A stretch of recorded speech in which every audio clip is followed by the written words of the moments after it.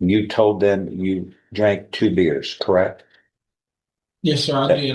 You're standing by that? No, sir. I went. You lied? Yeah, I went. Why is it consistently the bad choice you choose? But it's like you keep putting your hand on the stove, and now you are just not putting your hand. You are embracing the hot stove.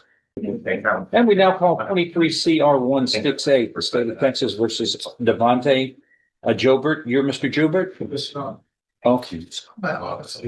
And today we have Mr. Packard is going to represent you, correct? Okay. You're retained on this one? I am, Your Honor. We had you on probation. Good Lord. Earlier this year, we put you on regular probation, right?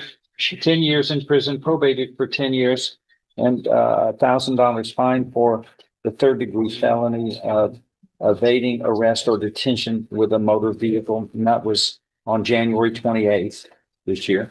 Now, there's a motion to revoke probation that alleges, and this was filed, by the way, on September 15th. Oh, it's fresh. Just a couple of days ago.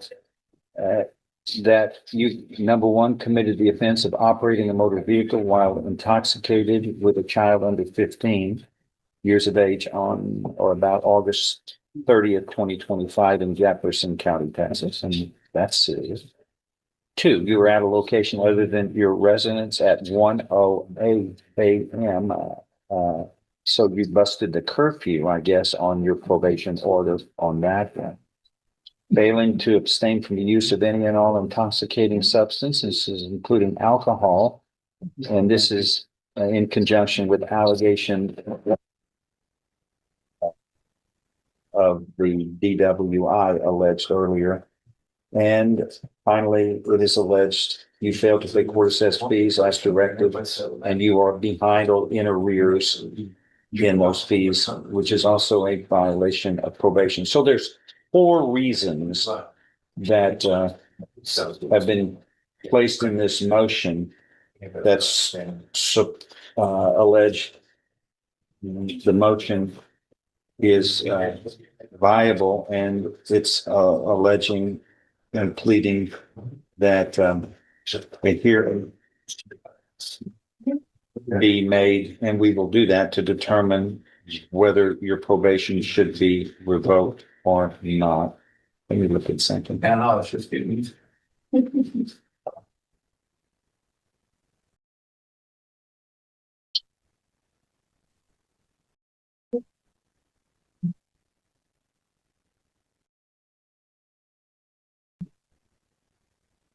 What's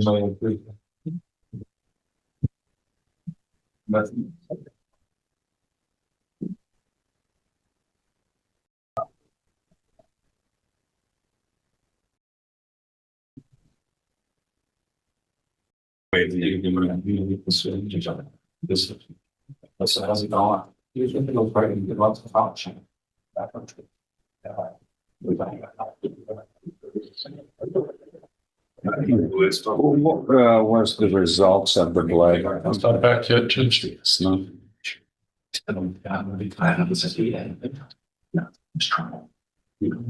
Yeah, this not a good set of circumstances here. It is not, Your Honor. Yeah, this. Looking at the public safety report that DPS provides, that we all look at now in determining the appropriate rules for setting bond in cases.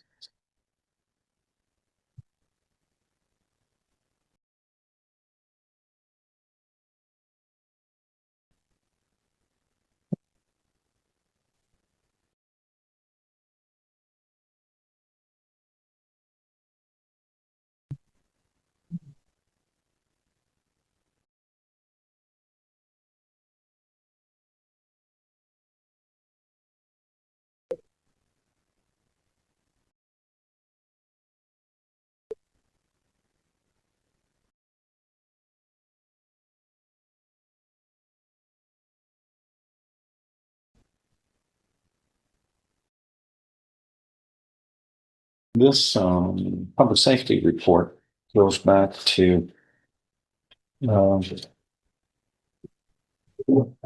about 10 years now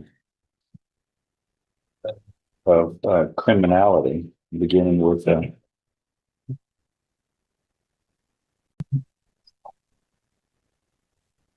there was an assault, a misdemeanor assault, but it does not have a finality to it. Then in 2016, theft, 1 year probation, aggravated assault, felony.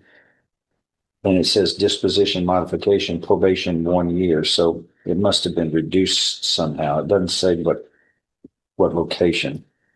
Then we have an unauthorized use of a motor vehicle, state jail felony, which was adjudicated, What year is that, Judge? 16. Right, so that's when he was a juvenile. Your PSI reflects that Was he treated as a robbery was changed to a theft from person at the same time with the unauthorized use, and he was given TYC commitment, both felonies that could be used to enhance his punishment. 2019, we have a robbery, a second degree, 10 years probation. Are you still on probation for that? No, sir, I won't get 4 years. Your probation was revoked? Yes, sir. I've got a misdemeanor class B theft in 19, another that resulted in probation revocation. That one reflects, Judge, that was out of Orange County, where he was given 15 months probation. It was revoked, and along with 180 days is what he gets. with 11 other misdemeanors, he was given 180 days on that. Okay. And those misdemeanors are a series of thefts. They're all thefts except for one evading arrest.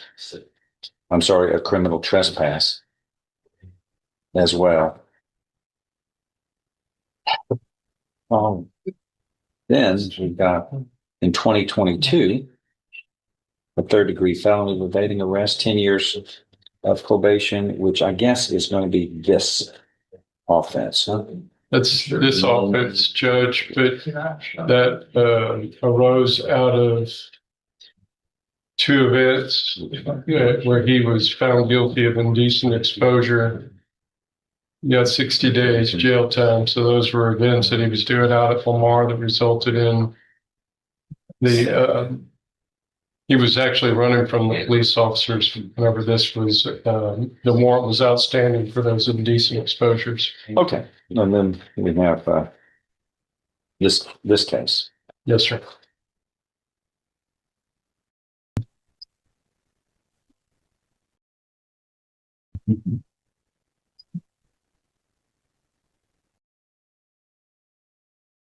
All right, Mr. Faggard, as the defendant's attorney, Yes, sir. give it your best shot. Okay, Your Honor, while his record is bad, I want to he's going to request a bond. He's currently employed at two different jobs. One is working for Williams Brothers Construction. He also works for Beva Auto Sales LLC on the side. He has, he's agreeable to, I would understand the court's concern about letting somebody out with a DWI without some type of scram device or other ways to monitor his movement and conduct. He's certainly willing to do that. He understands that he needs to get help for the drinking. He's agreeable to go, if the court agrees to it, to go to the JCDI program or any other program that he needs to get help so he can get out of this cycle that he's been in. He has the ability to make a bond. He has a bonding company that is on standby. And most importantly, Your Honor, there are two, he has ties to the community here. He also has the support and mentorship of Pastor John Adolph over at the Antioch Missionary Baptist Church. Antioch. He has been mentoring this young man. He sees a lot of good in him. Everybody's trying to work with him to get him out of this life of crime. Also, Your Honor, before the warrant for his arrest was issued, he'd been meeting with Rod Carroll on a daily basis about the need to change his life, to move forward. He certainly, I believe that with some good mentorship and some good directions and some supervision by the court on, you must do this and you must do that to maintain sobriety and never drink again or never violate your probation again. I think there's really hope for this young man. So I'm going to ask the court to take all that into consideration and set a bond for him that he'll be able to make with it whatever appropriate conditions the court may wish to impose as far as monitoring, no drug use, attendance at outpatient programs, things of that nature. Because we'd like to keep him on bond until we see if we can get all the other case resolved, the new case as well. I was promised all that before I reached the agreement back in January. And the whole Pastor Adolph card and all that stuff. It's familiar. They came with me about that. I wanted him to go to prison for what he did originally on this. And so I'm standing here with egg on my face because I gave him an opportunity, and I'm not going to agree to releasing him at this stage, Judge. Yeah, nobody should ever be embarrassed for trying to help a situation and give somebody a fair chance, which is what I did when I placed you on probation. And I stuck my neck out with your rich criminal histories. You have, here's a couple of things. There is no bond right now. I want to wait. This first question I'm going to ask you. You told the police when they stopped you here in this probable cause affidavit, and you admitted to drinking, and you told them you drank 2 beers, correct? Yes, sir, I did. You're standing by that? No, sir. I went up. You lied? Yeah, I went up there and I admit I spoke with Chief Roy Perry and I told him the truth. You didn't, yeah, the probable cause isn't done by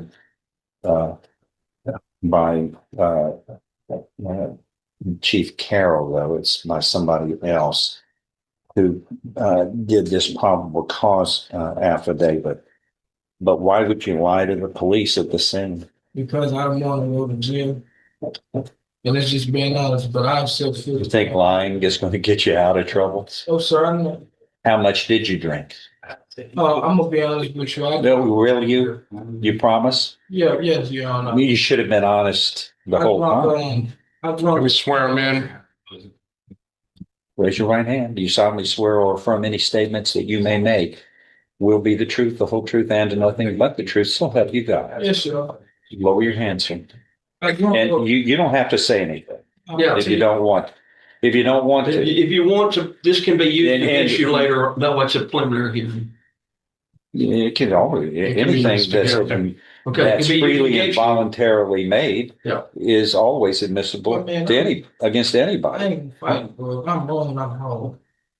I'm just trying to get a past from this. Look, I'm gonna wait until the blood tests come back before I make any decisions on what direction this is going to go. Do you have any idea when we expect a result? I haven't seen the paperwork yet, Judge, and I checked again this morning. 2 weeks? What does it normally take? I don't know. I can make some calls and try to find out, Judge, but I don't want to hazard a guess at this stage. Here's what I'm going to do. Is tentatively set it for review in 2 weeks. I can find out in See, that time that ought frame to at be- least. Give everybody enough time to get your positions of strength ready on where we're going to head here. But at the end of the day, the court has reviewed the public safety report, which is terrible. You are on regular probation in this court, which means you've been convicted already. And your choices and conduct are the determinations of where you go next on this probation, and you don't get a jury trial. It's in front of me. Now you have a right to a jury trial on any other new charges that may come about. But my guess is that this DWI is going to come out. Yes, sir. It's a state jail felony offense. And it'll end up here. So we got to wait for that also before the thing can be disposed of. But it seems, have you ever had any assistance medically for any problems that you've had in this rich criminal history of yours? No, sir. Well, what is just rhetorically, why are you here? You know, I'm not talking about the facts of it, but why do you, you've got children, you've got responsibilities. Why are you putting yourself first and not last? It's like a demon I can catch off. Say that again. Yes, I gave you my copy, Judge. Thank you. Go ahead. It's like a demon I can't fight off, Judge. I'll be trying my hardest. Sorry? I say it's like a demon I can't fight off. I'll be trying my hardest. I know, man, I haven't been out of jail since I was 16 years old. I've been going to jail my whole life since I was 16. But Then I get out. but you know, choices have consequences. You make the right choice, you get rewarded. You make the poor choice, you get punished. All of us that's the standard we all have to face. But why is it consistently the bad choice you choose? But you know, it's like you keep putting your hand on the stove, and now you are just not putting your hand. You are embracing the hot stove because you know it's going to burn you. Now it's a rhetorical question to think about. I think about it all the time. How'd you do in school? Did you have poor grades or good grades? I had dyslexia in school. Well, that doesn't mean that you're unintelligent. Okay, there you go. That's something to start off with. You're capable of thinking correctly and making the right choices and analyzing issues and being intelligent in your thinking. Would you agree? Yes, sir. And you have the greatest. How many children do you have? I have two men. I've been trying to. Wait. Once again, those are gifts. Those are precious. That their outcome, what direction they head in their life, is directly related to parental examples. It's like I'm stuck in bind. I'm not gonna be able to pay this man. I'm gonna lose my job. Then I'm gonna be out with 410 lawyer and fight my life with him.